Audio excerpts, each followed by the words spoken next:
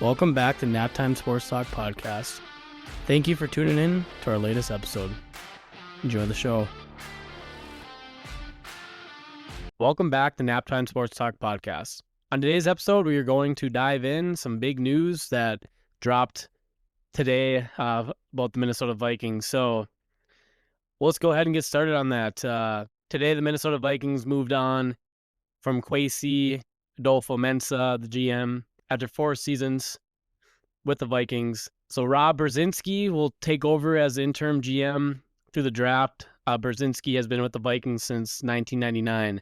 Also known as the cap guru, the guy who's moved a lot of, or found a lot of different ways to maneuver cap space and to have players come back in the past. So he's really good at that. Probably one of the better ones in the NFL. So I'm really excited. I'm really excited that they made this move. I was kind of surprised that it took so long. The press conference today with Mark Wilf, he just went over how they really just didn't want to have a knee-jerk reaction right after the end of the season. They really wanted to think about it, and they've been having meetings the last few weeks, and they came to this conclusion based on, they said it wasn't exactly just one specific move that caused this to happen. It was more so the general picture of the last 4 seasons that when Kwesi was a GM for. So it was a combination of things, and we can talk a little bit about that on the podcast too, but what that might mean. But yeah, I'm really excited to see how KOC and B-Flow construct the roster, navigate the draft this offseason as Brzezinski manages the business side of it. So it was reported today too that KOC and the coaches will have a heavy opinion on how this roster is going to be constructed. So I'm excited about that. I've said my opinion in the past how, my knock on Kwesi was always that he will use more analytics to draft players. And I always just kind of pounded the table for a football guy. We had that in the past, like Rick Spielman, so maybe that's why the Wolves decided to move on the more analytic route as they were trying to make a change. But at the end of the day, I think you need guys in there that understand football, that have been around football for a long time, and guys have to pass the eye test too. So as we've seen in the past drafts, players haven't always panned out for us. So, and saying that, like, the draft can be pretty unpredictable, but when you have a lot of misses versus hits, it's a big time problem. So yeah, let's just kind of dive into that. I'm just going back and looking at some old drafts that Kwesi put together during his time here. The first off season, we look at his first draft. The first draft, he traded back with the Detroit Lions to acquire a couple more picks. Went back to, I think, pick 32. And the Lions came up and drafted Jameson Williams. And we had Kyle Hamilton right there. We could have took him. Kyle Hamilton's one of the better safeties in the NFL. Very versatile. Can go up in the box, play a little nickel too. So he's a tremendous player that they decided not to draft that year. And they moved backwards and took Lewis Cine, as we all know how that ended up. So that was his first pick with the Minnesota Vikings, was Lewis Cine, safety out of Georgia. The next pick in the second round, same thing. He traded back in that draft too, and he moved back with the Green Bay Packers. They came up and drafted Christian Watson, wide receiver of North Dakota State, and we took Andrew Booth Jr., another guy that was pretty had a lot of injury concerns in college. He spent a lot of time or missed a lot of games due to injury. And he's another guy, we know how that ended up, missed on that one. Ed Ingram, he was the next pick there in that draft. Offensive lineman. Started with us for a while, went to the Texans this offseason and actually had a very, very strong season. So that's another thing we can talk about too. The Vikings let go of their offensive line coach this offseason as well. So Next one is Brian Asamoah, linebacker. Caleb Evans, cornerback. Oto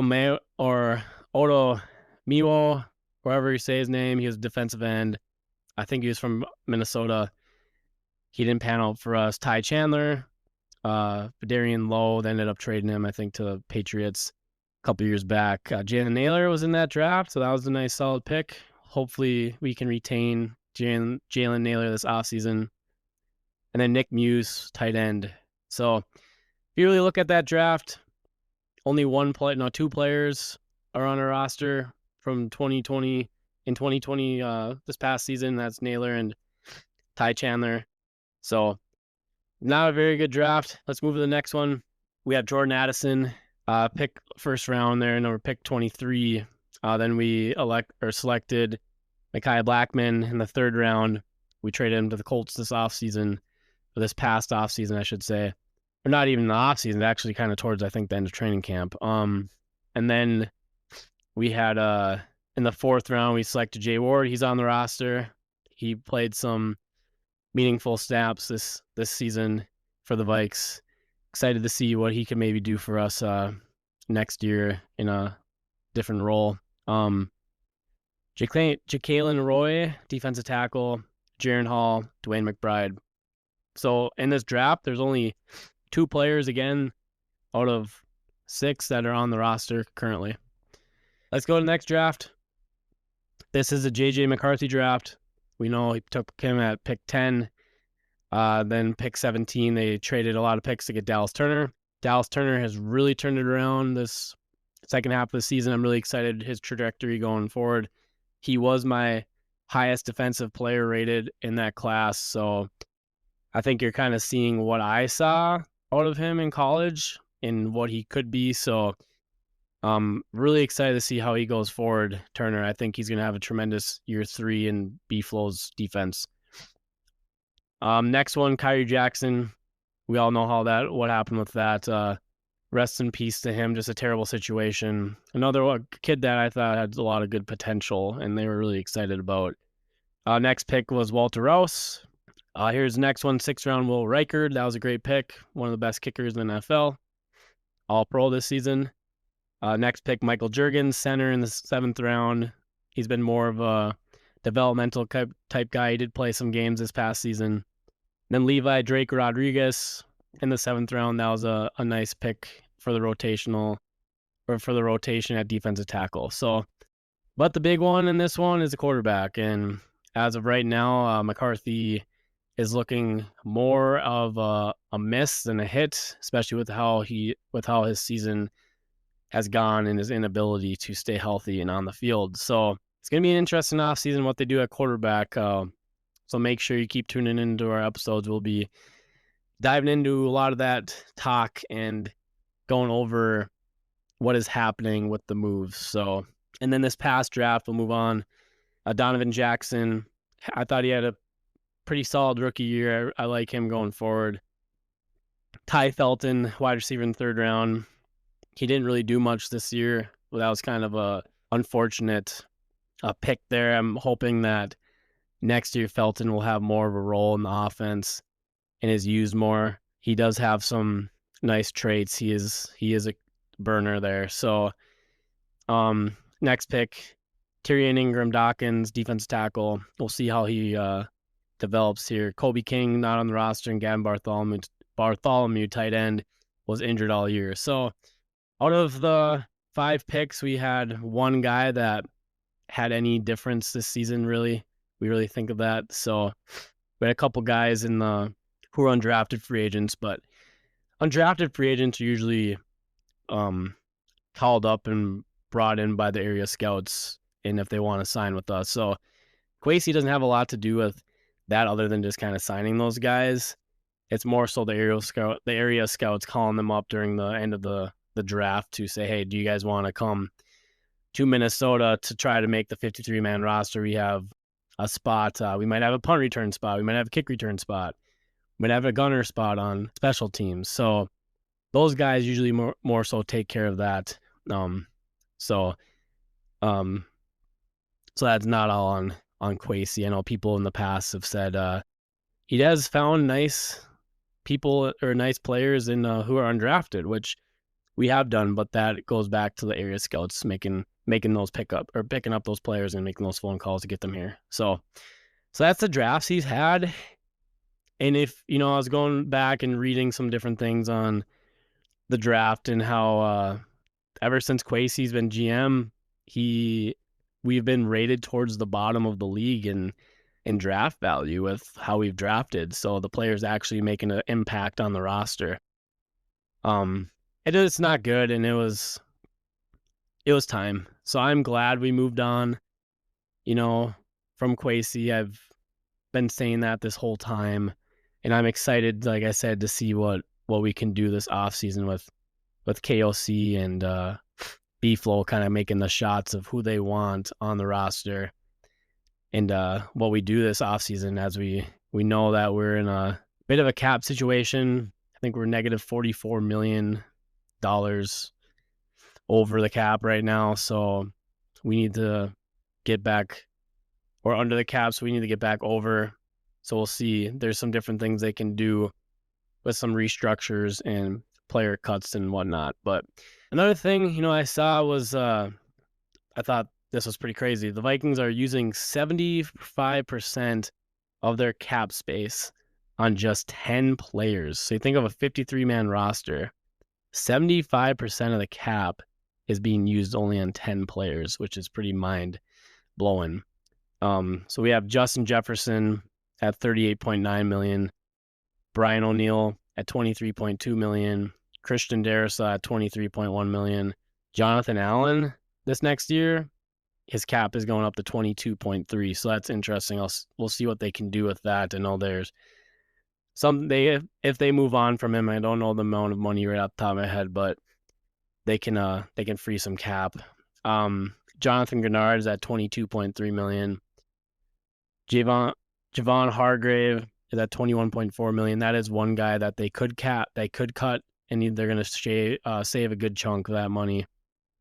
TJ Hawkinson, $21.3. That's another one. You don't know what's going to happen if he's going to be a trade candidate this offseason or if he's going to be a cut candidate or a restructure. So we'll see what happens there. Byron Murphy at 19.5. Andrew Van Ginkel at 19.4. And we have Will Fries at 17.2. So Will Fries had a pretty up and down year for that type of money. So we will see what happens with the offseason, what they do with the cap space. I'm predicting that they'll bring back Jalen Redmond, defensive tackle. And then another prediction is that I think they're going to let Hargrave go because they can save a decent amount of money there. And then I'm probably going to say Aaron Jones is going to be one that might get cut too. They're going to have a decent amount of picks in this draft, and they can maybe find a guy in round 2 or round 3. Make sure you listen in for draft coverage. We'll be starting that here really soon once the football season is completely concluded. So I'll be diving into my player rankings for offensive positions and defensive positions, and then we'll be conducting mock drafts on here too, and have a surprise guest who's probably going to be joining me, which will be very exciting to have them back on here. So looking forward to that. So make sure that you stay tuned and keep updated on when those episodes drop. If you follow us on Spotify, you can hit the notification button. So whenever I post or drop an episode, it'll come up right on your phone so you can listen to that. But all right, moving back on topic here. I'm trying to get a little off topic. So I did, before Kwesi was fired about a few weeks ago, 2 to 3 weeks ago, I had just posted something on TikTok asking the fans what their thoughts on of Kwesi was thus far going into offseason number 5. So received a lot of comments, which was pretty cool. I'm just gonna read some of the comments. So Mr. It's like Tony Leone here. He left the Browns, a losing team to the Vikings. Now we're losers. Get him out of here. I thought that one was pretty funny. We hired him from the Browns organization, so why are people surprised we couldn't draft his way out of a wet paper bag? Let's see this one. It says, I'll have to say F as I'm currently watching Sam Darnold contend for the NFC spot in the Super Bowl. And personally, I hope he wins the whole thing and the Vikings realize what possibly could have been had they kept him. Another guy, D, too many misses. A lot of people gave him an F. Fire Kwesi. F for fire Kwesi, this person said. Time for a change. Yeah, this team is unraveling now. It'll be 4 or 5 years before we even have a winning team. Sad, I've been watching for over 50 years, hoping we'd win one Super Bowl. I guess that's not going to happen. I just feel bad. A lot of very loyal fans who've been around for a very long time that, just like myself, have been watching the Vikings a lot longer than me. This guy has 20 plus more years than I have been watching. He's been waiting for over 50 years plus to see a Super Bowl, and they haven't had it. So people are disappointed with Kwesi. People are disappointed with the direction the Minnesota Vikings were going, especially with how this offseason we had so much hope going into the year after a 14-3 season. And there's rumors out now, there's reports coming out now that KOC told Kwesi that the Vikings, or that JJ McCarthy was not ready, and that he wanted to bring in a veteran quarterback. Veteran quarterback could have been Aaron Rodgers. When he showed interest, Kwesi kind of turned his cheek, and we all kind of know what happened there with JJ just not being ready. You go back to old episodes in our first season of this podcast, where my former co-host and I did deep dives into the draft back then, and it was one thing that we talked about a lot was we always thought that JJ talent-wise wasn't a first-round quarterback because he had a lot of things to grow on. And a lot of that was due to inaccuracies of the football, and then also just not having a lot of experience in college throwing the football. He came from a run-heavy offense at Michigan who liked to control the clock by running the football and wanted to control the game by running the football, controlling the clock, and winning the game that way with their stout defense. And, you kind of go back to that draft, and, you look at a quarterback that went right after us, and that was Bo Nix. He had a lot of experience throwing the football. It kind of just goes back to that. I'm not I'll pinpoint that on Kwesi for drafting JJ McCarthy, because I do think that KOC did have some say in that as well. I thought it is kind of funny that we went with more a guy that we had the kind of more questions of the throws. He hasn't thrown a lot of footballs in college versus a kid that did throw a lot of footballs in college and who took his team to the AFC Championship game. Unfortunately broke his foot in the game before, so he's not able to play. I do think maybe if Bo Nix was in that game, the Denver Broncos might be in the Super Bowl right now besides the New England Patriots, especially with the way that game was. So yeah, a lot of people were fed up. They were wanting to see it. Some people are bringing up, we extended him this offseason. They're not going to release him because of that. Which I thought was always kind of, baloney myself, because I think, you got to go based on the performance, and the performance was showing that it just wasn't up to the standards that we have hoped for. So it's going to be an interesting offseason to see how we go forward, to see what we do in the draft. That's one avenue I'm very excited about, to see how KOC and B-Flow and Brzezinski can navigate that. We have football guys going to be making picks, and that's one thing I'm excited about. So I hope that they do well in that department, and we have a really good draft here and can turn this thing around. So yeah, like I said before, we will be moving into the offseason coming up. We'll be covering the free agent moves, all the different types of moves that will be happening with the Minnesota Vikings, and really deep diving into the NFL draft. So you draft lovers like me, we're going to be doing player breakdowns and draft rankings and mocks coming up. So be sure to tune in. Check us out on TikTok, Instagram. You can follow us on there, Naptime Sports Talk Podcast. Just look for our cover photo there, and you'll be able to find us. So, yeah, well, if you made it this far, thank you for listening, and I'm glad we did it. I'm really glad that Kwesi is no longer the GM of the Minnesota Vikings. All right, until next time, Skol Vikes. Thank you for listening to our episode. Be sure to give us a follow on Instagram and X at Naptime Sports Talk Podcast for content related to the pod. Thank you for the support.